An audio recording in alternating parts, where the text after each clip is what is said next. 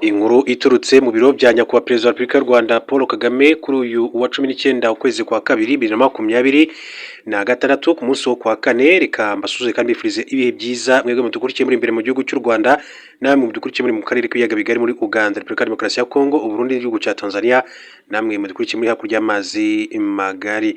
Yitwa Ministre Dr Vincent Biruta, Ministre w'umutekano w'imbere mu gihugu cy'u Rwanda, inkuru imuvugwaho. Hanyuma kandi hari amakuru akomeye cyane avugwa mu bice bitandukanye mu burasirazuba bwa Repubulika ya Demokarasi ya Kongo, by'umwihariko ku mirongo y'imbere ku rugamba ibikomeza kugenda bivugwa. Yitwa Ban Ki-moon agiye gushyirwa mu bayobozi bwa kaminuza ya Yonsei ikorana n'igihugu cy'u Rwanda. Kenya yaburijemo igitero cya Al-Shabaab hamwe n'andi makuru y'ingenzi agezweho, ngiye kuyagarukaho mu buryo burambuye. Reka duhere makuru uyu muryo bw'incamake mbere gato ko tugaruka ku itangazo riturutse mu by'umukuru w'igihugu cy'u Rwanda muri iki gitondo. Mabwire ko Repubulika ya Demokarasi ya Kongo yahaye abanyamerika cyangwa se Amerika ikirombe cyo mu matware ya mama 23. Repubulika ya Demokarasi ya Kongo yahaye cyangwa se yongeye ikirombe gicukurwamo karuta cya Rubaya ku rutonde rugufi rw'imitungo y'ingenzi iri guha Leta Zunze Ubumwe za Amerika mu rwego rw'ubufatanye mu by'amabuye y'agaciro bw'ibihugu byombi. Ikirombe cya Rubaya cya mbere gicukurwamo koruta nyinshi cyane ku isi kimaze imyaka 2 kiri mu matware cyangwa se kiri mu maboko ya mama 23.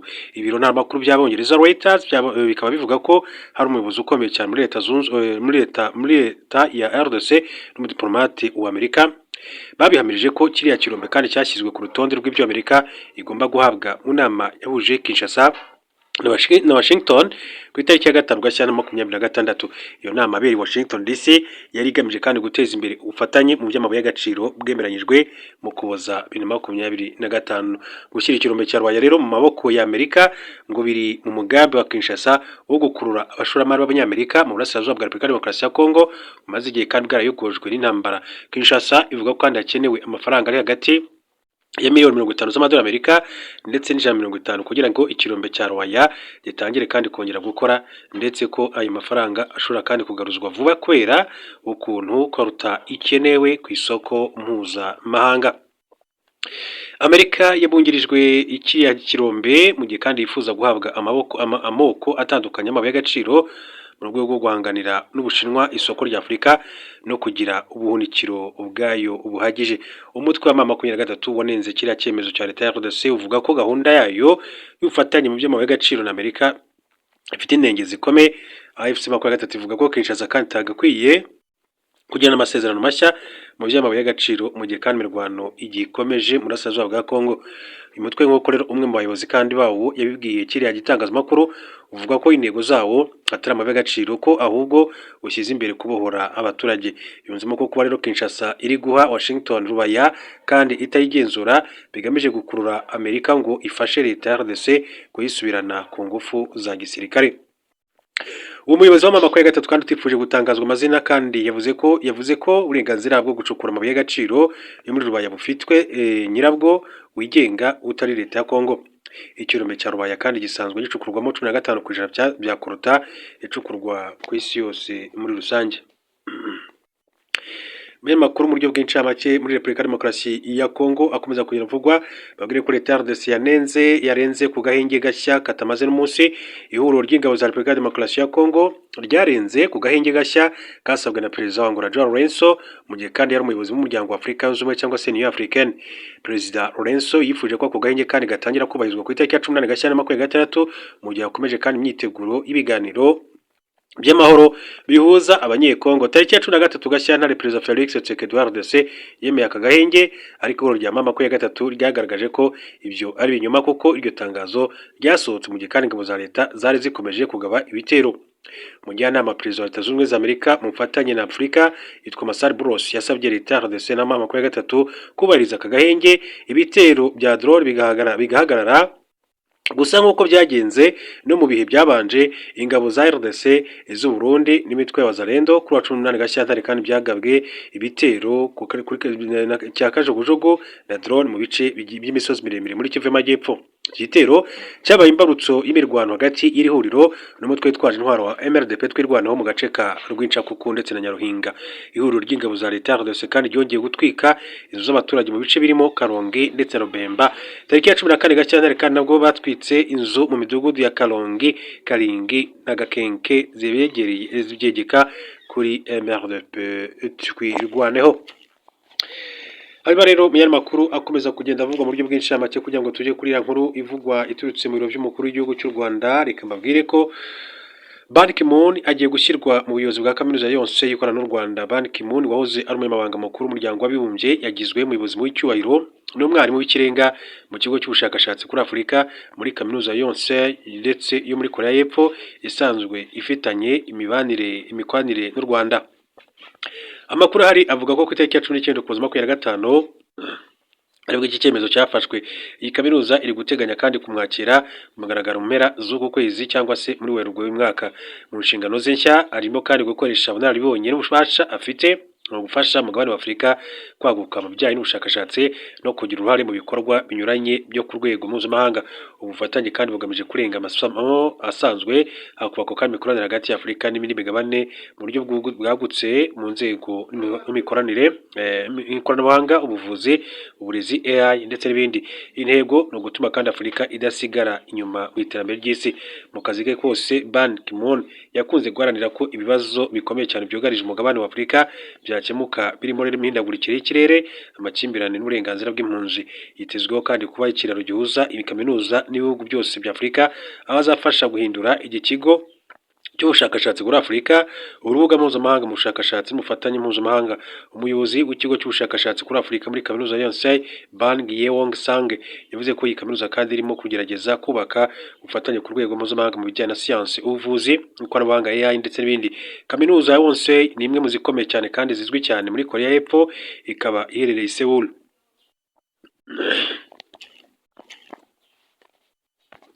Twihuta reka tujye ku nkuru iturutse muri Presidence ya Repubulika muri iki gitondo. Nk'uko amakuru atugeraho abigaragaza, ku munsi w'ejo Perezida wa Repubulika y'u Rwanda Paul Kagame yaganiriye n'abarimo Professeur Subra Suresh ku guteza imbere uburezi. Perezida Paul Kagame yakiriye abarimo Professeur Subra Suresh washinze akanaba perezida w'umuryango wita ku burezi n'imyigishirize Global Learning Council n'umuyobozi mukuru kandi w'ikigo cy'umuryango w'abibumbye gishinzwe amahugurwa n'ubushakashatsi UNITAR Michel Gire McDonough. Perezida Paul Kagame kandi yakira umuyobozi mukuru w'ikigo cyitwa Viras Institute Dr. Louis Howell na Dr. Gururaje Deshpande uri mu bashinze umuryango wa Deshpande Foundation. Aba bayobozi bakiriwe na Perezida Paul Kagame bitabiriye inama yiga kandi ku guteza imbere uburezi izwi nka Global Learning Conference 2026 iteganyijwe kubera i Kigali tariki ya 19 Gashyantare 2026. Ibiro by'umukuru w'igihugu mu itangazo byavuze ko iyi nama yibanda ku ihuriro iri hagati y'uburezi, ubuzima, bidukikije n'iterambere rirambye. Mu itangazo nyine ryashyizwe ahagaragara n'ibiro by'umukuru w'igihugu cy'u Rwanda, ibiro by'umukuru w'igihugu kandi bikaba byatangaje ko iyi nama izajyana n'amarushanwa y'ikoranabuhanga ry'ubwenge buhangano na za robo. Global Learning Conference 2026 ni inama ikomeye cyane yita ku burezi izamara iminsi 2 kugeza ku 20 Gashyantare 2026. Iyi nama kandi yabereye mu Rwanda umwaka ushize. Biteganyijwe ko izahuza abayobozi kandi mu nzego za leta n'iz'abikorera, abanyeshuri, abarezi, abahanga bishya, abandi bahagamijwe kandi kwigira hamwe uburyo uburezi bwatezwa imbere hagamijwe gukemura kandi ibibazo isi ihura nabyo. Iyi nama yakiriwe n'u Rwanda yateguwe na Minisiteri y'Uburezi ku bufatanye na Global Learning Council, iterwa inkunga na UNITAR ndetse na Viras Institute.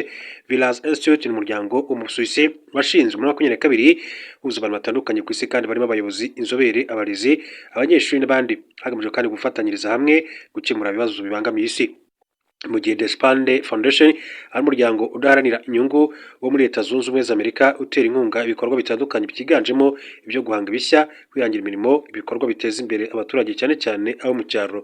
Deshpande Foundation yashinzwe mu mwaka wa 1996 na Dr. Gururaje Deshpande n'umugore we witwa Jaishle Deshpande, ifite ibiro muri Stoneham ndetse na Massachusetts muri Amerika, ikanahakorera kandi mu bihugu nk'Ubuhinde ndetse no muri Canada. tujye kuri Minisitiri Dr Vincent Biruta rero nk'uko amakuru abivuga biravuga yuko Minisitiri w'umutekano imbere mu gihugu cy'u Rwanda Dr Vincent Biruta yasuye ikigo cya Special Forces za Misiri zikoreramo imyitozo. Minisitiri w'umutekano imbere mu gihugu Dr Vincent Biruta kuwa gatatu yasuye ikigo cy'igihugu cya Misiri gishinzwe gutanga imyitozo ku mitwe y'ingabo zihariye za kiriya gihugu. Ambasade y'u Rwanda mu Misiri ibinyujije ku rubuga rwa X yavuze ko Minisitiri Dr Vincent Biruta n'itsinda bari kumwe basuye amashami atandukanye y'iki kigo atangirwamo amahugurwa agezweho kandi y'umwuga ahabwa polisi ya Misiri. Minisitiri Dr Vincent Biruta yashimiye kandi abanyamwuga b'iki kigo ashimangira ko u Rwanda rwiyemeje gukomeza kandi gushimangira ubufatanye binyuze mu guhatana mu guhanahana ubumenyi n'ubunararibonye. Minisitiri Dr Vincent Biruta ari mu Misiri mu ruzinduko rw'akazi ari kugirira muri kiriya gihugu cyo mu majyaruguru ya Afurika. Kuwa kabiri tariki ya 17 Gashyantare we na mugenzi we wa Misiri General Mahmoud Tawfik bashyize umukono ku masezerano y'imikoranire hagati ya polisi z'ibihugu byombi agamije gushyiraho uburyo buhamye bwo guhanahana amakuru n'ubunararibonye hagati y'inzego zishinzwe umutekano. Minisitiri Dr Vincent Biruta yashimye imikoranire kandi yashinze imizi hagati y'ibihugu byombi aho abanyarwanda kandi barenga 300 bamaze guhabwa amahugurwa mu ishuri rya polisi rya Misiri uherereye mu mwaka wa 1999. Akaba rero ari ibyo ngibyo nakubwira ko Dr Vincent Biruta atari mu gihugu nyine ari muri iki gihugu cya Misiri ndetse akaba yarafashe n'umwanya agasura iki kigo. Byari bakuru akomeje kugira ngo reka duce mu gihugu cya Kenya. Mu gihugu cya Kenya babwire ko Kenya yaburijemo igitero cya Al-Shabaab. Igisirikare cya Kenya by'umwihariko abasirikare bo mu ishami rishinzwe guhangana n'iterabwoba baburijemo igitero cyari cyateguwe nabo bikekwa ko ari umutwe w'iterabwoba Al-Shabaab. Ni igikorwa cyakozwe kwa 18 Gashyantare 2026 bagukurikiranira hafi ibikorwa by'abagizi ba nabi imirongo y'itumanaho ryabo n'ibindi bibahuza. Nyuma yo kwakira kandi amakuru yaravuye mu butasi abasirikare mu itsinda rishinzwe kurwanya iterabwoba bakurikiranye nabo bafata intwaro kandi nyinshi cyane zirimo amasasu 600 imbunda nto n'inini n'ibiturika byinshi byari biteganyijwe gukoreshwa mu bice bitandukanye by'umujyi wa Nairobi. Itangazo irishame kandi ryashyizwe hanze rikarakomeza rigira riti imigambi y'umutwe w'iterabwoba Al-Shabaab kwica abanyakenya benshi baburijemo ishami ry'ubutasi. Iperereza ry'ibanze kandi ryagaragaje ko ibyihebe byari byateguye kugaba ibitero mu kwezi kw'igisibo cya Ramadhan. Amakuru akomeza avuga ko aba bateguye ibikorwa bari bateganyije n'ibindi bikorwa birimo gushimuta abanyamahanga. Inzego z'umutekano za Kenya zatangaje ko zakajije kandi ibikorwa by'umutekano bwizeza abanyakenya umutekano usesuye. Zavuze ko iperereza gikomeje mu gutahura ibindi bikorwa bijyanye n'iki gitero cyari cyateguwe mu byumweru 2 bishize.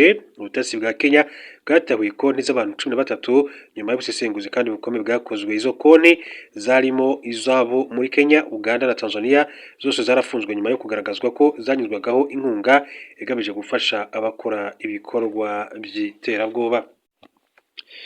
Hanyuma rero yari makuru duce muri Repubulika Demokarasi ya Kongo babwire ko ingabo za RDC na FDLR byashijwe gutwika inzu z'abanyamurenge.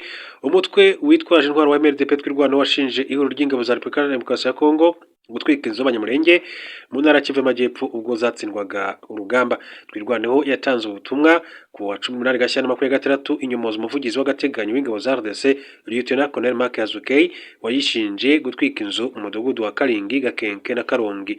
Yagize ati bitandukanye n'ibyatangajwe na FARDC abasirikare b'ihuriro rya leta barimo ingabo za RDC mitwe ishamikiyeho n'ingabo z'abahanga FDLR mu gihe kandi cy'imirwano n'icyo byita repli strategique nibo batwitse inzu z'abasivili batuma abanyamurenge mu mudugudu wa Karingi, Gakenke na Karongi.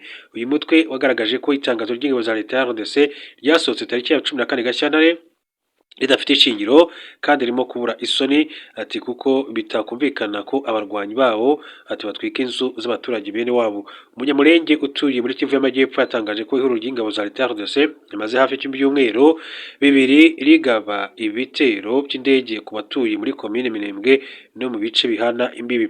Ati iki ni icyumweru cya kabiri indege irasa abaturage yatangiye irasa kandi hariya muri Prezero iramanuka irasa mu bidegu irasa Karongi. Abaturage ba Karongi kandi barahunze bose bari Irundo. Ati muri Karongi amazu kandi yatwitse imidugudu baratwitse. uyu muturage yavuze ko bitumvikana ko leta ya RDC igaragaza ko ihanganye na Twirwaneho yadukira abaturage igatwika inzu zabo n'ibikorwa remezo bya gisivili birimo amavuriro. Twirwaneho yatangaje ko mu gihe kandi ibikorwa by'ubugizi bwa nabi bikomeje muri Minembwe no mu bice bihana imbibi, leta ya RDC ikomeje kandi ubukangurambaga bugamije kubipfukirana kugira ngo rero bitamenyekana hirya no hino ku makuru abakomeza kugenda abishimangira muri rusange. Duce n'ipari mu gihugu cy'Ubufaransa mbabwira amakuru ahari mu bijyanye n'urubanza rwa Claude Muhayimana.